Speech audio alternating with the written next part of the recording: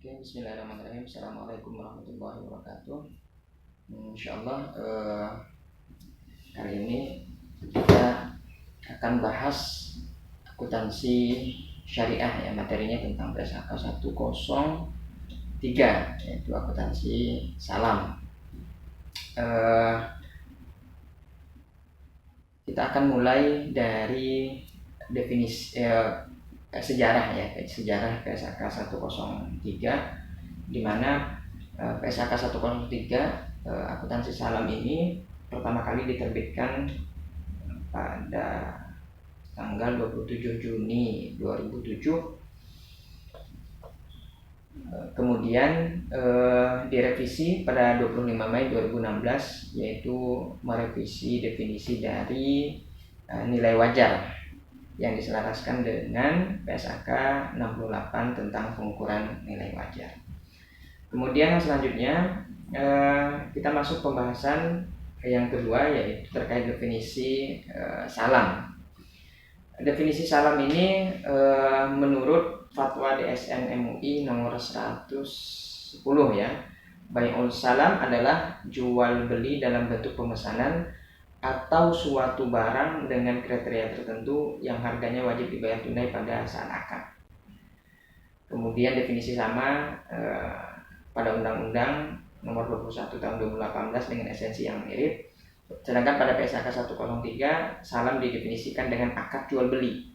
Akad jual beli pesanan, akad jual beli pesanan atau muslam fi dengan pengiriman di kemudian hari oleh penjual muslam ilaihi dan pelunasannya dilakukan oleh pembeli pada saat akad disepakati sesuai dengan syarat-syarat tertentu. Jadi secara definisi ini akad salam adalah akad jual beli pesanan. Artinya barangnya belum ada, kemudian dipesan oleh pembeli kepada penjual. Karakteristik khas dari akad salam adalah pembayarannya, di mana pembayaran ini dilakukan di awal pada saat akad dilakukan pembayaran, kemudian barang baru diserahkan di kemudian hari. Ini definisi dari akad salam. Kemudian apa karakteristik dari akad salam? Karakteristik yang pertama adalah ada istilah salam paralel. Dalam prakteknya nanti kadang akan ada istilah salam paralel, artinya ada salam pertama kemudian salam kedua. Contoh, jadi di mana penjual untuk memenuhi pesanan dari pembeli yang menggunakan akad salam tadi, dia salam lagi kepada pihak lain. Jadi pihak pembeli kemudian memesan barang kepada penjual dengan akad salam.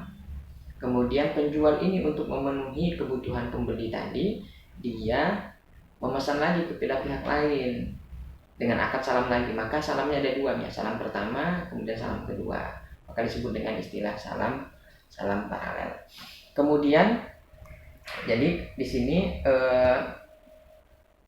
penjual bisa bertindak sebagai penjual dan juga pembeli di satu waktu. Kemudian syarat untuk dibolehkannya salam paralel ini adalah yang pertama, akad antara entitas lembaga sebagai pembeli dan produsen sebagai penjual terpisah antara akad entitas sebagai penjual dan pembeli. Artinya salam pertama, akad salam yang pertama dan akad salam yang kedua itu harus terpisah. Kemudian yang kedua syaratnya adalah tidak boleh ada ta'alluq. Artinya akad salam yang pertama dan salam kedua itu tidak boleh saling bergantung. Dia dua akad yang terpisah, artinya kalau salah satu akad batal, dia tidak mutlak membatalkan akad salam yang lainnya. Kemudian karakteristik barang dari akad salam ini adalah barang pesanan itu harus disepakati spesifikasi dari barangnya. Pada saat akad itu spesifikasi barangnya harus disepakati karena kan pesanan, dia barangnya belum ada, maka pada saat pesan itu spesifikasi dari barang yang dipesan itu harus diketahui oleh kedua belah pihak, mulai dari jumlahnya, kemudian kualitasnya, kemudian harganya, kemudian waktu penyerahannya, itu harus disepakati di awal sehingga tidak terjadi gharar. Kemudian yang selanjutnya pembayaran. karakteristik dari pembayaran akad salam ini adalah pembayaran dilakukan di awal. Pada saat akad itu pembayaran harus sudah selesai, atau sebelum barang diserahkan itu pembayaran sudah diselesaikan. Kemudian fatwa yang mengatur tentang mengatur tentang akad salam ini adalah PSAK nomor 5 ya, tahun 2000 tentang jual beli salam. Oke, kita masuk ke pembahasan berikutnya, yaitu terkait dengan skema akad salam. Sebelum kita masuk kepada pembahasan aspek akuntansinya, perlakuan akuntansi akad salam, maka kita coba memahami bagaimana alur transaksi salam pada lembaga keuangan syariah. Meskipun pada prakteknya akad salam ini nampaknya belum ada yang menggunakan di lembaga keuangan syariah, tapi kita ilustrasikan sebagai berikut. Yang pertama adalah pada saat pembeli ini memesan barang kepada penjual. Contohnya kita ilustrasikan, ada Bulog nih, Bulog kemudian memesan barang, contohnya dalam bentuk hasil pertanian, kepada lembaga keuangan syariah.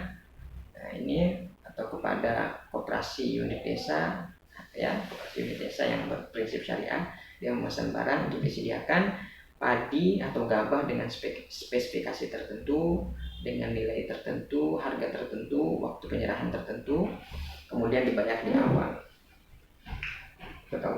Kemudian jadi pada saat pertama dia pesan barang sekaligus melakukan pembayaran. Jadi ada transaksi pemesanan, kemudian ada juga transaksi pembayaran. Jadi pembayaran di awal. Oke, kita lanjutkan sampai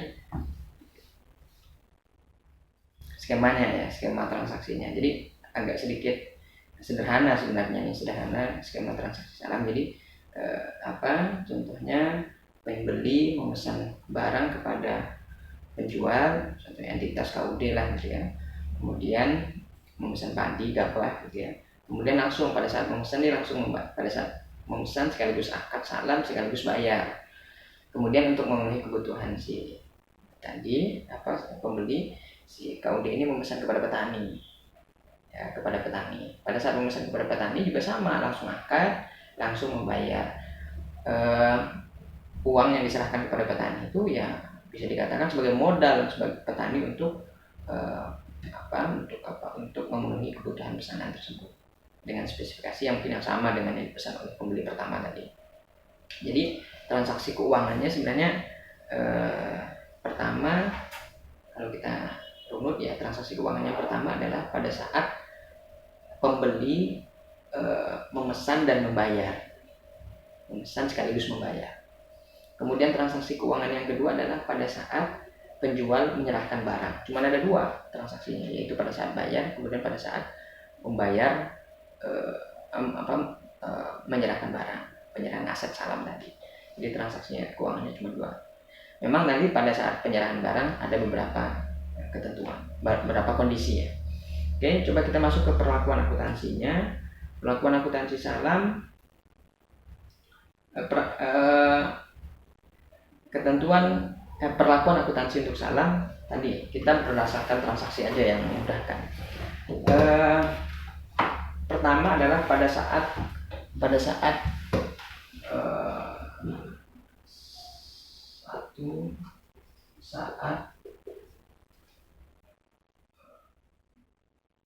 pembeli membayar.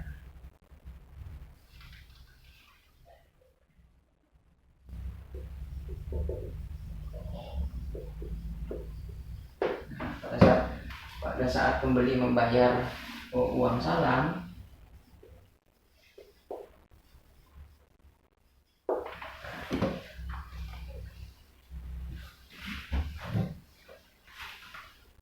nanti pembayarannya ini bisa dalam bentuk cash atau dalam bentuk aset non cash. Jadi pembayarannya tadi bisa dalam bentuk cash, uang, bisa dalam bentuk aset non cash.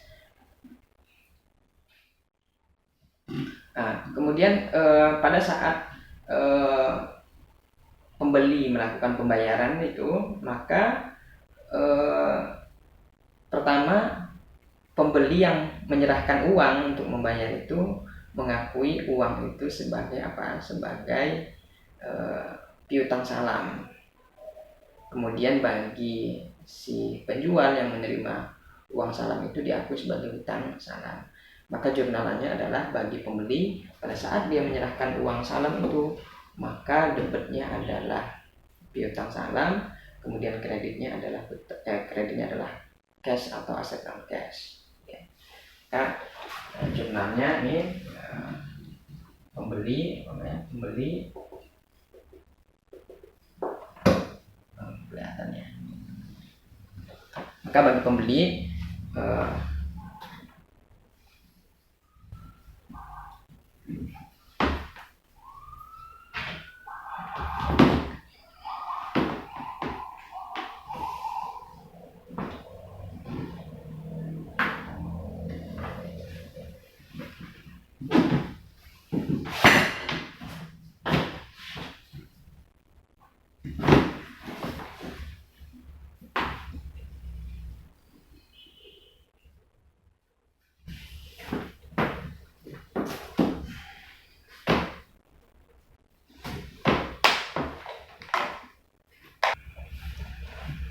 jadi pada saat menyerahkan uang pembayaran salam tadi, maka pembeli mengakuinya sebagai piutang salam. Jadi debitnya piutang salam, kreditnya kas atau aset non kas. Contohnya 100 juta misalnya. Kemudian yang selanjutnya adalah penjual. Penjual ini mengakui sebagai hutang salam. Maka transaksinya adalah debitnya bagi penjual yang menerima uang tadi, uang pembayaran itu debitnya cash atau aset non cash, kreditnya adalah hutang salam. Oke, itu pada saat penyerahan uang. Kemudian yang selanjutnya adalah pada saat penyerahan barang. Pada saat penyerahan barang, maka transaksinya adalah ada beberapa kondisi. Nah, pada saat penjual menyerahkan barang kepada pembeli, maka ini ada kondisinya, akan ada beberapa kondisi. Kondisi yang pertama adalah pada saat barang yang diserahkan itu sesuai dengan akad, baik nilainya, baik kuantitasnya, baik waktu penyerahannya dan seterusnya, sesuai kondisi sesuai dengan kondisi pada saat diserahkan. Maka jika barang yang diserahkan sesuai dengan akad yang disepakati, maka harga yang disepakati adalah sesuai dengan akad. Tadi kan nilainya 100 juta ya. Pada saat diserahkan, maka jurnalnya adalah debitnya bagi pembeli debitnya adalah persediaan atau aset salam, kreditnya adalah piutang salam senilai 100 juta, maka selesai.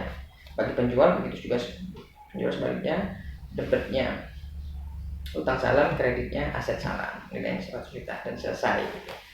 Oke. Kemudian ada kondisi yang kedua. Itu kondisi yang pertama adalah sesuai dengan akad.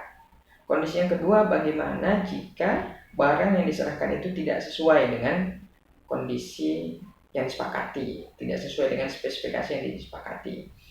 Nah, maka jika tidak sesuai, ada beberapa kondisi yang ada beberapa kondisi. Jadi pertama tadi barang yang diserahkan sesuai dengan spesifikasinya. Kemudian yang kedua adalah jika barang yang diserahkan itu tidak sesuai dengan spesifikasi awal yang disepakati. Contohnya kuantitasnya berbeda atau kualitasnya berbeda, maka paling tidak ada 3 kondisi. Kondisi. Kondisi yang pertama adalah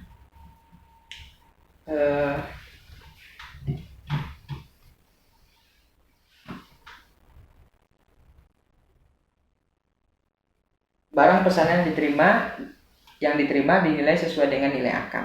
Ini jika seandainya barang yang diserahkan itu nilai wajarnya sama atau lebih besar daripada nilai akad. Jadi pada saat diserahkan itu ternyata penjual itu menyerahkan barang yang secara kualitas dan harga wajar dari nilainya itu lebih tinggi. Contohnya tadi sepakati kan 100 juta pada saat akad. Kemudian pada saat penjual menyerahkan barang ternyata nilainya 120 juta nilai wajarnya, karena kualitasnya dia lebih bagus atau gitu ya, atau lebih bagus. Maka bagaimana kondisinya seperti itu? Maka harga yang disepakati adalah tetap yang diakui tetap adalah harga pada saat akad. Maka bagaimana jurnalnya? Maka jurnalnya adalah pada saat pada saat menerima barang, debetnya adalah persediaan atau aset salam bagi pembeli ya, bagi pembeli debetnya adalah aset salam atau persediaan salam, kreditnya adalah piutang salam, sama kayak yang kasus yang pertama. Begitu juga bagi penjual, debetnya utang salam, kreditnya piutang salam, kreditnya aset salam. Kemudian bagaimana jika yang kondisi yang kedua adalah bagaimana jika yang diserahkan itu nilai wajarnya lebih rendah daripada nilai akad. Nilai akadnya 100 juta, ternyata nilai wajarnya dia hanya 80 juta. Maka kalau seandainya barangnya diterima, maka nilai yang disepakati adalah nilai wajar. Nilai wajar. Dan selisihnya itu diakui sebagai kerugian. Maka bagi pembeli, jika seandainya diserahkan nilainya 80 juta dari yang seharusnya 100 juta, maka debetnya adalah aset salam sebesar 80 juta, debetnya lagi adalah beban kerugian salam besar 20 juta, kreditnya lagi adalah piutang salam sebesar 100 juta. Gitu. Sedangkan bagi penjual seperti apa? Maka bagi penjual pengakuannya adalah selisihnya itu dia tetap mengakui sebesar nilai akad. Ya, nggak mungkin dia mengakui sebagai keuntungan ya. Maka diperoleh debetnya bagi penjual adalah debetnya utang salam, kreditnya adalah aset salam. Oke, sebesar 100 juta. Kemudian kondisi yang ketiga adalah bagaimana jika ada kondisi yang ketiga, yaitu pada kondisi yang ketiga adalah jika barang yang diserahkan itu tidak sesuai dengan spesifikasi yang disepakati. Maka yang tadi kan kondisi yang pertama adalah diterima tapi nilainya lebih tinggi, atau diterima nilainya lebih rendah, atau yang terakhir adalah tidak diterima.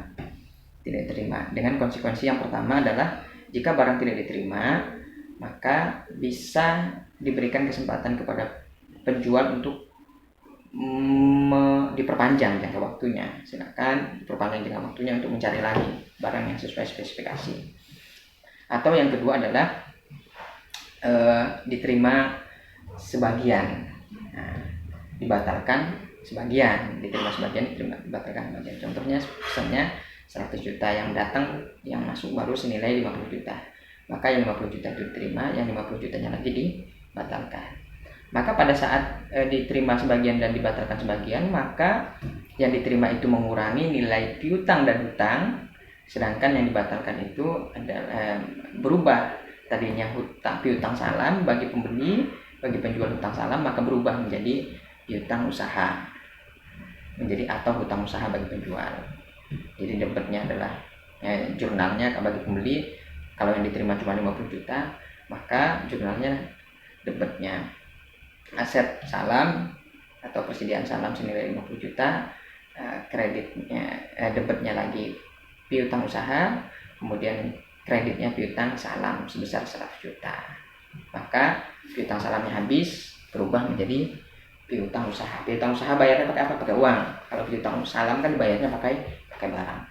Kemudian atau kondisi yang ketiga adalah dibatalkan sebagian dan atau seluruhnya, dibatalkan sebagian atau seluruhnya, tapi dengan jual jaminan. Kalau dia punya jaminan, kalau penjualnya punya jaminan, maka dimungkinkan untuk jual jaminan. Tinggal nanti kalau jaminannya dijual, ternyata setelah hasil penjualan jaminannya itu nilai penjualan jaminan lebih besar daripada nilai salamnya, maka selisihnya dikembalikan kepada penjual. Begitu juga kalau seandainya kurang, maka itu harus minta lagi. Itulah kondisi-kondisi yang perlakuan akuntansinya untuk akad akuntansi salam. Jadi saya review ulang untuk akuntansi salam ini. Tadi yang pertama adalah pada saat penyerahan modal, kemudian ada dua ya. Kemudian yang kedua adalah pada saat penyerahan barang. Pada saat penyerahan modal ini gampang ceritanya, debetnya bagi pembeli debetnya piutang salam, kreditnya kas, bagi penjual debetnya kas, kreditnya utang salam. Pada saat penyerahan barang, kondisinya ada tiga sesuai akad. Yang pertama barang sesuai akad, atau yang kedua barang tidak sesuai akad. Ada dua kondisi ya, barang sesuai akad, yang kedua barang tidak sesuai akad. Barang yang diserahkan itu tidak sesuai akad. Kalau barang yang diserahkan sesuai dengan akad, maka ketentuannya perlakuan akuntansinya atau jurnalnya cukup dibalik aja. Bagi pembeli debetnya aset, kreditnya piutang salam. Bagi penjual debetnya utang salam, kreditnya aset salam. Atau kondisi yang kedua, barang yang diserahkan itu tidak sesuai dengan akad yang disepakati, maka kondisinya ada tiga. Yang pertama adalah jika barang yang diserahkan itu nilai wajarnya lebih tinggi, maka yang menjadi acuan pengukurannya adalah nilai akadnya. Atau yang kedua adalah barang yang diserahkan itu lebih rendah nilai wajarnya, maka yang diaku adalah nilai wajar. Atau yang ketiga, akan dibatalkan sebagian atau keseluruhan. Kondisinya ada tiga. Yang pertama dibatalkan untuk diperpanjang dengan waktunya, atau yang kedua dibatalkan, atau yang ketiga dibatalkan dari jual jaminan. Demikian, mudah-mudahan dapat dipahami oleh teman-teman. Bila taufiq wal hidayah. Assalamualaikum warahmatullahi wabarakatuh.